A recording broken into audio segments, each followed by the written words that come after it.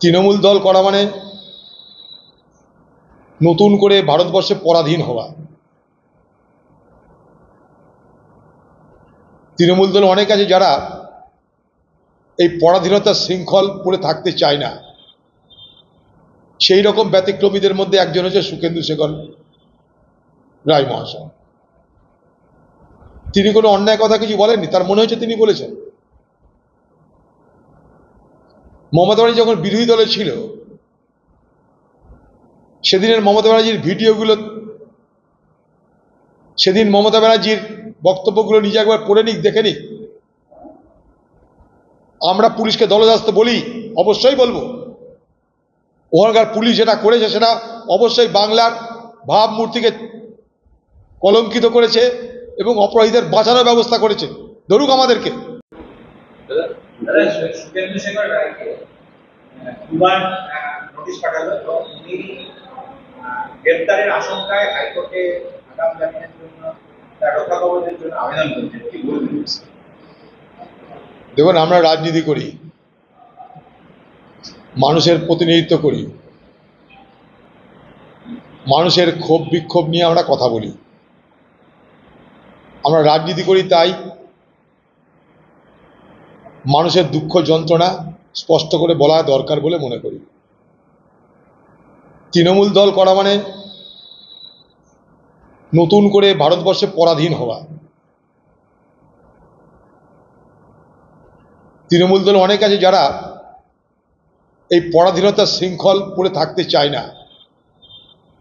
সেই রকম ব্যতিক্রমীদের মধ্যে একজন হচ্ছে সুখেন্দু শেখর রায় মহাশয়। তিনি কোনো অন্যায় কথা কিছু বলেননি, তার মনে হচ্ছে তিনি বলেছেন। মমতা ব্যানার্জি যখন বিরোধী দলে ছিল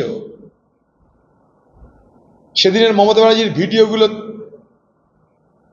সেদিন মমতা ব্যানার্জির বক্তব্যগুলো নিজে একবার পড়ে নিক, দেখে নিক।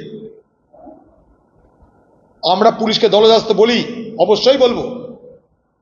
ওখানকার পুলিশ যেটা করেছে সেটা অবশ্যই বাংলার ভাবমূর্তিকে কলঙ্কিত করেছে এবং অপরাধীদের বাঁচানোর ব্যবস্থা করেছে। ধরুক আমাদেরকে, আমাকেও ধরুক, আমি তো বলেছি। নিজের দলের মধ্যে থেকে কোনো বিরোধী সুর বাংলার মুখ্যমন্ত্রী মমতা ব্যানার্জি শুনতে চাইছেন না। বাংলার মুখ্যমন্ত্রী মমতা ব্যানার্জি তিনি কোনো বিরোধিতাকে গ্রাহ্য করতে রাজি নন, তাই অহিংস পথে আন্দোলনকারীদের উপর হামলাকারীদের কেউ গ্রেপ্তার হয়নি। হামলাকারীদের পরিবর্তে সেদিন যারা আন্দোলনে উপস্থিত হয়েছিল দর্শক হিসাবে, যারা সেখানে উপস্থিত ছিল, তাদেরকে গ্রেপ্তার করা হচ্ছে। অপরাধীদের এখানে গ্রেপ্তার করা হয় না। অপরাধীদের গ্রেপ্তার করার সময় পুলিশ নার্সদের ওয়ার্ডে ঢুকে নিজেকে রক্ষা করার চেষ্টা করে, পোশাক পাল্টানোর চেষ্টা করে, আর যারা অহিংস পথে আন্দোলন করে তাদেরকে মিথ্যা কেসে অপরাধী সাজিয়ে আটক করবার চেষ্টা করে। তাদের বিরুদ্ধে আন্দোলন তো হবেই। এরকম করে বাংলার প্রতিবাদকে ঠেকানো যাবে না। বাংলার মুখ্যমন্ত্রী আপনি আজ কোনো বিরোধিতা শুনতে রাজি নন। আপনার দম্ভ কোথায় পৌঁছেছে যে আপনি বলছেন যে আমি শান্ত আছি বলে কেউ কিছু ভুল বুঝেন না, দুর্বলতা নয়। আমি অশান্ত হয়ে গেলে বিপদ। এ তো হিন্দি সিনেমার মাফিয়াদের মতন কথা। मैं अगर रूठ जाऊं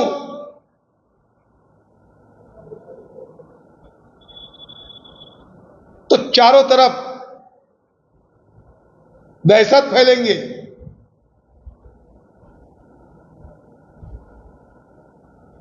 मैं अगर रूठ जाऊं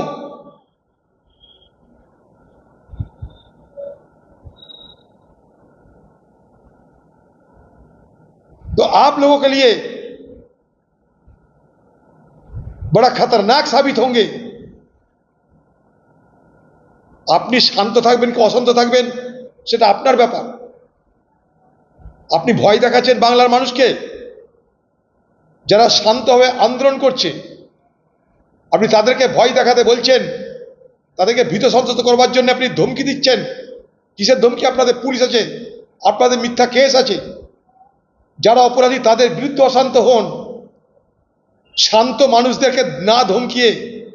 যারা আজকে অপরাধী, যারা সারা বাংলাকে আজকে কলঙ্কিত করছে, যারা আমাদের ঘরের বোনকে, আমাদের ঘরের মেয়েকে ধর্ষণ করে খুন করার হিম্মত পায়, তাদের বিরুদ্ধে অশান্ত হন।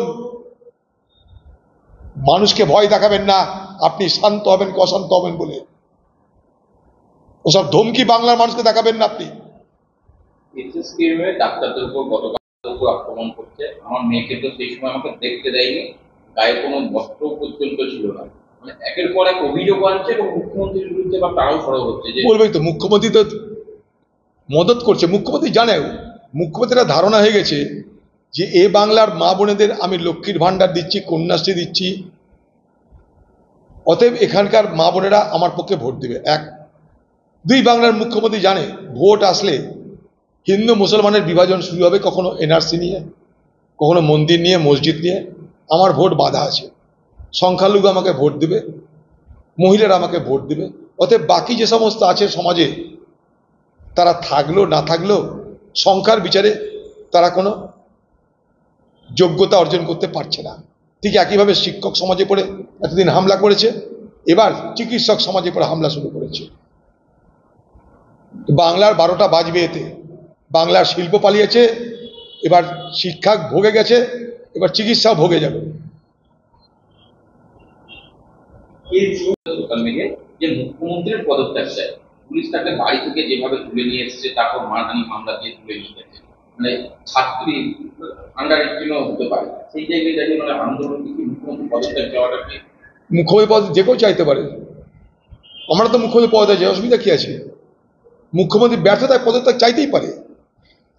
বাংলা কেন, ভারতবর্ষের প্রত্যেকটা মানুষ তার অধিকার অর্জন করে, তার স্বাধীনতা আছে, তার বলার অধিকার আছে। বাংলার মুখ্যমন্ত্রী কথা কথা তো অপমান লাগছে কেন? বাংলার মুখ্যমন্ত্রী যখন বিরোধী দলে ছিলেন তখন তিনি জ্যোতিবাবুদের, বুদ্ধবাবুদের পদত্যাগ চাননি? তখন তাকে গ্রেপ্তার করতে গেছিল। আজ বাংলার যুব সমাজ, ইয়াং জেনারেশন, তারা বুঝতে শিখেছে, তারা আপনার পদানত থাকতে চাইছে না। আপনার তো বড় উচিত ছিল সেই মেয়েটাকে ডেকে বলার, তোমার কেন মনে হচ্ছে আমার পদত্যাগ করা উচিত? আমি তোমাকে যে শিখতে চাই, জানতে চাই, তাহলে আপনি মুখ্যমন্ত্রী হতেন।